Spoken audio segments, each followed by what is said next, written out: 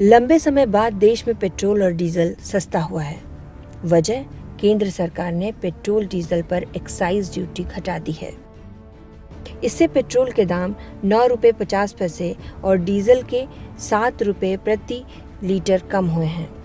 वहीं राजस्थान और केरल ने भी राज्य स्तर पर वैट में कमी करके इनकी कीमतों को और कम करने का काम किया है। लेकिन ऐसी क्या वजह रही कि सरकार को पेट्रोल और डीजल की कीमतों में इतनी बड़ी कटौती एक साथ करनी पड़ी? कोविड के समय दुनिया भर में सप्लाई चेन की जो दिक्कत शुरू हुई वो रूस यूक्रेन के चलते सुधर नहीं पाई। इसका असर ये हुआ कि देश में महंगाई अपने चरम पर पहुंच गई। इसी बीच रिटेल मार्केट में भी वस्तुओं के दाम बढ़े हैं। अप्रैल 2022 के खुदरा महंगाई के आंकड़े दिखाते हैं कि ये आरबीआई की 2 से 6% की सीमा से बाहर हैं और ऐसा लगातार चौथे महीने हुआ है। अप्रैल 2022 में खुदरा महंगाई 7.79% रही और ये मई 2014 के बाद खुदरा महंगाई का सबसे उच्च स्तर है। तो वहीं खाने पीने की चीज़ों पर पेट्रोल डीजल का असर देखने को मिला है। भारत में खाने पीने की अधिकतर चीज़ों का ट्रांसपोर्टेशन सड़क से होता है। ऐसे में डीजल की लागत बढ़ने से माल भाड़े का खर्च बढ़ता है और इसी तरह खाने पीने की चीज़ों का दाम बढ़ जाता है। अगर महंगाई के आंकड़े देखें तो इसकी मार शहरों के मुकाबले गांव में ज़्यादा देखी गई है।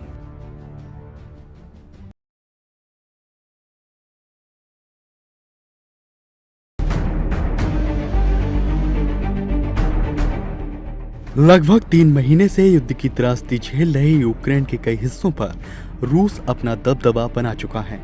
तो वहीं मारियोपोल में अपना प्रभुत्व जमाने के बाद रूस ने खार्किव का रुख किया है, जिसके चलते खार्किव पर हाल के दिनों में तेज मिसाइल हमले देखने को मिल रहे हैं। इसी क्रम में रूस की सेना ने लोजोवा में एक बिल्डिंग को निशाना बनाकर उसे पूरी तरह से ध्वस्त कर दिया। इस हमले में 11 लोगों के घायल होने की पुष्टि की गई है, जिसमें कुछ बच्चे भी शामिल हैं। इस इमारत की पहचान पैलेस ऑफ कल्चर के रूप में की गई है। रूसी सेना द्वारा हमले की वीडियो को यूक्रेन ने सोशल मीडिया पर शेयर कर सार्वजनिक कर दिया। युद्ध की शुरुआत से लेकर अब तक रूस की ओर से यूक्रेन में किए गए हमलों से 20,000 से ज्यादा नागरिकों के मारे जाने की आशंका है। तो वहीं इस जंग की वजह से दुनिया भर पर खाद्य संकट का खतरा भी मंडराने लगा है। बताया जा रहा है कि रूस ने यूक्रेन के बंदरगाहों पर कब्जा कर लिया है। इससे दुनिया भर में भोजन की कमी की आशंका का स्तर 10 पर पहुंच गया है। साथ ही साथ इन दोनों देशों से होने वाली तेल की सप्लाई भी प्रभावित हुई है। ऐसे में आने वाले वक्त में अगर दोनों देश सीज फायर के लिए बातचीत की टेबल पर नहीं आए तो हालात और भी ज्यादा बिगड़ सकते हैं।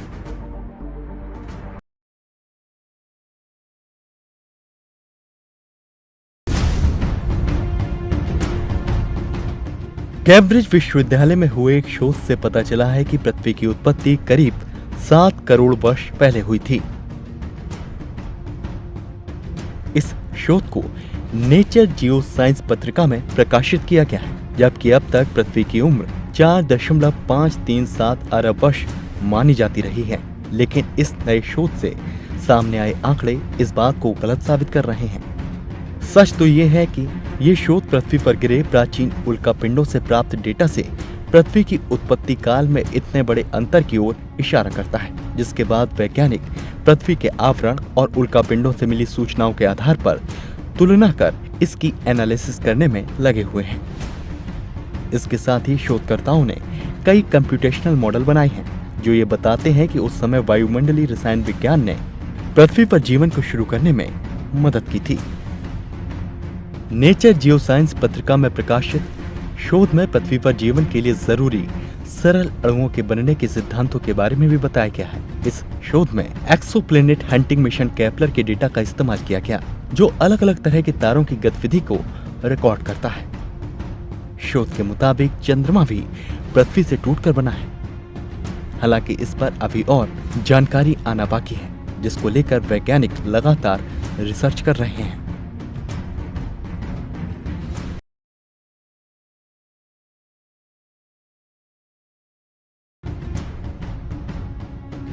जहां एक तरफ ज्ञानवापी मामले पर कानूनी जंग छिड़ी हुई है, तो वहीं इस मामले पर विवादित बयानों का सिलसिला भी नहीं थम रहा।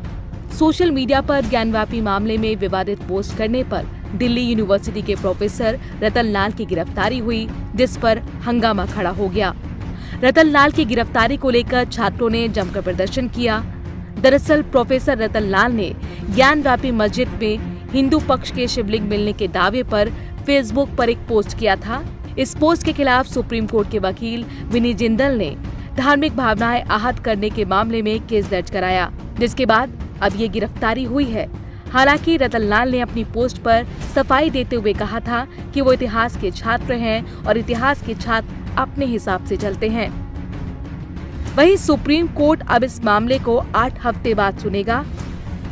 शुक्रवार को हुई सुनवाई के दौरान सुप्रीम कोर्ट ने 3 बड़ी बातें कही। पहला, कोर्ट ने जिला जज को केस ट्रांसफर कर दिया है। दूसरा, कोर्ट ने वजू की व्यवस्था करने के लिए जिला प्रशासन को निर्देश दिए हैं। तीसरा, हिंदू पक्ष के शिवलिंग मिलने के दावे की जगह को सील रखा जाए। आयोग की रिपोर्ट लीक होने पर सुप्रीम कोर्ट ने नाराजगी जाहिर की, कहा कि ऐसा नहीं होना चाहिए। हमें जमीन पर संतुलन और शांति की भावना बनाए रखने की जरूरत है। एक तरह से हीलिंग टच की जरूरत है। सुनवाई के दौरान पूजा स्थल अधिनियम 1991 कानून का जिक्र भी हुआ, जिस पर कोर्ट ने मुस्लिम पक्ष की इस दलील पर जिला जज को सबसे पहले सुनवाई के निर्देश दिए। दरअसल मुस्लिम पक्ष इस सर्वे को पूजा स्थल अधिनियम 1991 के खिलाफ बता रहा है। वहीं सुप्रीम कोर्ट के जज DY चंद्रचूड़ ने अहम टिप्पणी करते हुए कहा कि किसी स्थान के धार्मिक चरित्र को पता लगाना वर्जित नहीं है।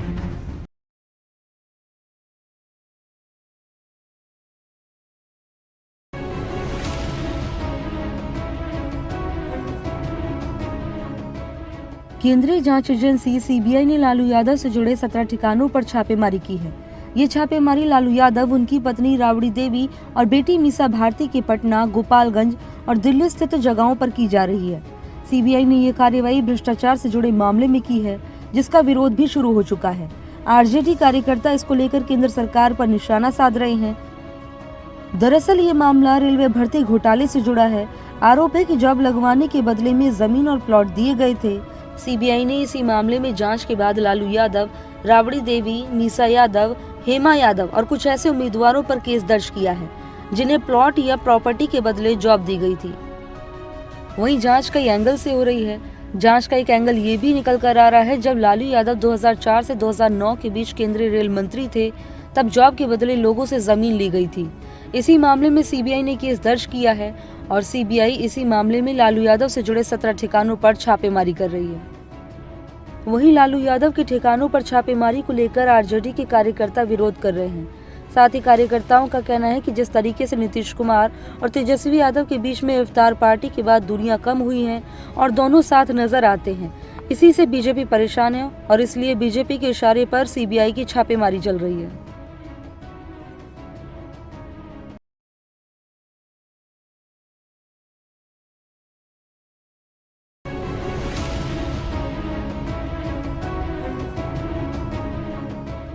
करीब 3 महीने से जारी रूस और यूक्रेन के बीच युद्ध में यूक्रेन ने अपना दक्षिणी किला मारियोपोल गंवा दिया है, तो वहीं रूस के सामने यूक्रेन की आखिरी टुकड़ी ने भी सरेंडर कर दिया है। रूसी सेना का दावा है कि अब तक करीब 1000 यूक्रेनी सैनिक मारियोपोल छोड़ चुके हैं। रूसी रक्षा मंत्रालय के प्रवक्ता मेजर जनरल ने कहा कि एज़ोस्टल स्टील प्लांट में पिछले 24 घंटे में 694 यूक्रेनी सैनिकों ने रूसी सैनिकों के सामने सरेंडर कर दिया है। हालांकि यूक्रेन ने रूस के इस दावे की पुष्टि नहीं की है।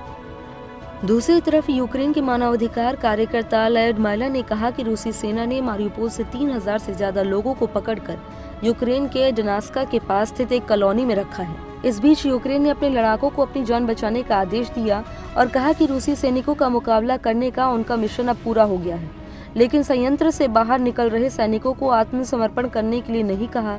इसके चलते यूक्रेनी सैनिकों का भविष्य अनिश्चित नजर आ रहा है। यूक्रेन का कहना है कि वो युद्ध बंदियों की अदला बदली की उम्मीद कर रहा है, जबकि रूस उनमें से कुछ पर युद्ध अपराध की कार्रवाई करने की सोच रहा है।